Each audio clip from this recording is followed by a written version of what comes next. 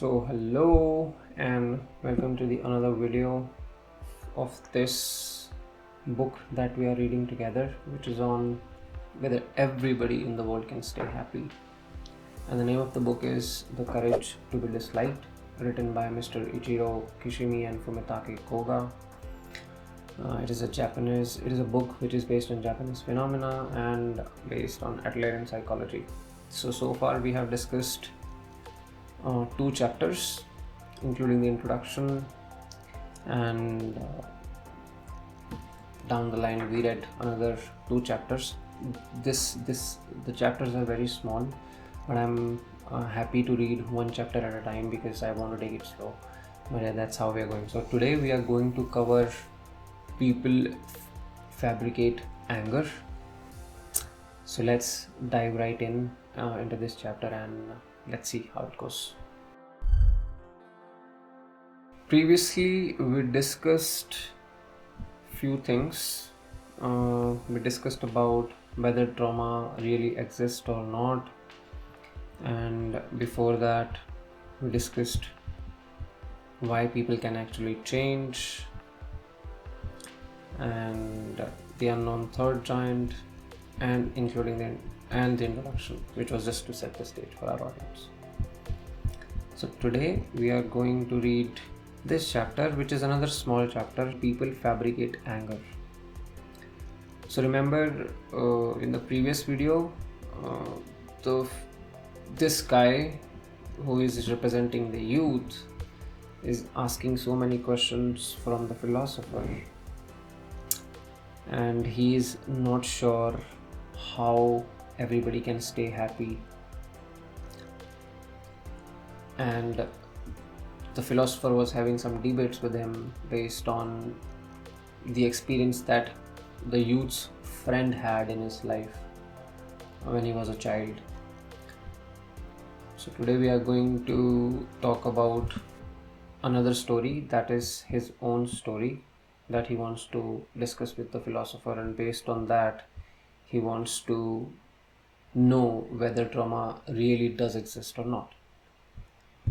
Okay, so here now he's presenting his own story. Before that he presented his friend's story.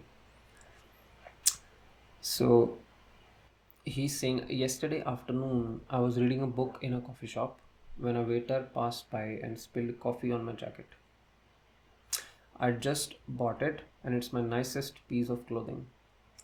I couldn't help it, I just blew my top. I yelled at him at the top of my lungs. I'm not normally the type of person who speaks loudly in public places. But yesterday, the shop was ringing with the sound of my shouting because I flew into a rage and forgot what I was doing. So how about that? Is there any room for a goal to be involved here? No matter how you look at it, isn't this behavior that originates from a cause? So remember, we were talking about the cause and the purpose, the etiology and the teleology. So he is again asking him whether this behavior originates from a cause or whether it's something different. So he's saying, so you were stimulated by the emotion of anger and ended up shouting. Though you are normally mild-mannered, you couldn't resist being angry. It was an unavoidable occurrence and you couldn't do anything about it. Is that what you're saying? So he's asking him the way he behaved. He was stimulated by his anger, and then because of what the waiter did, he started shouting at him. And then, since the guy mentioned above that he's usually mild-mannered, but today he couldn't resist it for some reason. For him it was an unavoidable occurrence and he couldn't do anything about it, and that's what he's trying to argue here. Is that what you're saying? He's saying, yes, because it happened so suddenly. The words just came out of my mouth before I had time to think. So then suppose you happened to have had a knife on you yesterday, and when you blew up, you got carried away and stabbed him. Would you still be able to justify that by saying it was an unavoidable occurrence and I couldn't do anything about it? Valid question. So he's saying that, come on, that's an extreme argument. He's saying it's not an extreme argument. If you proceed with your reasoning, any offense committed in anger can be blamed on anger and will no longer be the responsibility of the person, because essentially you are saying that people cannot control their emotions. Well, how do you explain my anger then? Don't go on my laughing, me smiling. I am thinking something inside. That's why. So, well, how do you explain my anger then? You're saying that's easy. You did not fly into a rage and then start shouting. It is solely that you got angry so that you could shout. In other words, in order to fulfill the goal of shouting, you created the emotion of anger. Oh, I do not agree with him completely, but let's continue. Says Singh, what do you mean? The goal of shouting came before anything else. That is to say, by shouting, you wanted to make the waiter submit to you and listen to what you had to say. As a means to do that, you fabricated the emotion of anger. He's super surprised. He's saying, I fabricated it. You gotta be joking, man. It's like, then why did you raise your voice? As I said before, I blew my top. I was deeply frustrated. He's arguing with him. And let's see what the philosopher has to say. He's saying, no, you could have explained matters without raising your voice. And the waiter would most likely have given you a sincere apology, wiped your jacket with a clean cloth, and taken other appropriate measures. He might have even arranged for it to be dry cleaned, and somewhere in your mind you were anticipating that he might do these things, but even so, you shouted. The procedure of explaining things in normal words felt like too much trouble, and you tried to get out of that and make this unresisting person submit to you. The tool you used to do this was the emotion of anger. Here he is saying the right thing, that he is using the tool, which is the emotion of anger. But why do people behave in such way?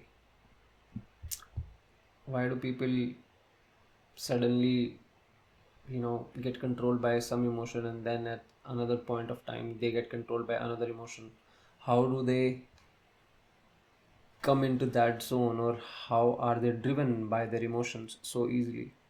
Isn't that what's the world's number one problem right now, that most of the people are driven by their emotions, right? No way, you can't fool me. I manufactured anger in order to make him submit to me. I swear to you, there wasn't even a second to think of such a thing. I didn't think it over and then get angry. Anger is a more impulsive emotion, man. He's like in a defensive mode right now. He's saying, no way, I didn't do it because of that. I didn't want him to submit to me or something. I just did it impulsively, is what he's saying. He's saying that's right. Anger is an instantaneous emotion. Now listen, I have a story. One day, a mother and daughter were quarreling loudly. Then suddenly the telephone rang. Hello. The mother picked up the receiver hurriedly, her voice still thick with anger. The caller was her daughter's homeroom teacher. As soon as the mother realized who was phoning, the tone of her voice changed and she became very polite. Then, for the next 5 minutes or so, she carried on a conversation in her best telephone voice. Once she hung up in a moment, her expression changed again, and she went straight back to yelling at her daughter. You see how people change their emotions according to who they are talking to. So, the judgment that people have made about other people is what actually drives them and their emotions, according to Mr. Philosopher. Well, that's not a particular unusual story. Don't you see? In a word, anger is a tool that can be taken out as needed. It can be put away the moment the phone rings and pulled out again after one hangs up. The mother isn't yelling in anger she cannot control. She's simply using the anger to overpower her daughter with a loud voice and thereby assert her opinions. So he's asking, so anger is a means to achieve a goal. He's saying that is what teleology says. Ah, I see now. Under the gentle looking mask you wear, you are terribly nihilistic. Whether we are talking about anger or my reclusive friend, all your insights are stuffed with feelings of distrust for human beings. I don't know if I should continue with this, but in the next video, I'm gonna read this part: how to live without being controlled by the past. So, here we just discussed about emotions, and this is pretty normal in today's society as well. The moment you see your loved ones, you see somebody you know well, your emotions suddenly change. But when somebody whom you don't know at all comes in front of you and maybe does the same thing that your knowns would do, you would behave with both of them in a different manner in the same situation, given that both of the people are are kept in the same situation. So it is. Are you getting my point? So what he's trying to say? Most of the times, the emotions that we use, including the anger one that we are talking about here, it is to tell you how people change and how emotions control us. If I would tell you in short words, this will be it for this video. I will take it slow, as I said. So people do fabricate anger, and it is mostly based on their own opinions about somebody, based on their own judgments about somebody, uh, how they perceive other people, how they see other people, because they see it from their own angle, right? They don't know you, they don't know you inside out. So how they perceive you is entirely from their own point of angle,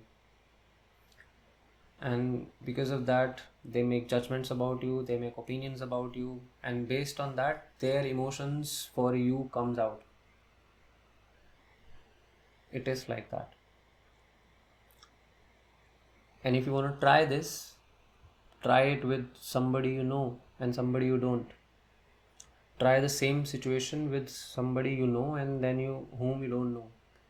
You would see the person whom you know would behave with you in a different manner than the person who doesn't know you. That's where we say that we are being controlled by our emotions, not that the emotions are controlled by us.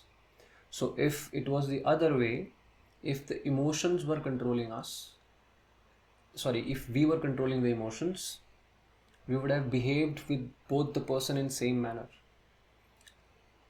But here the emotion is controlling us. That's why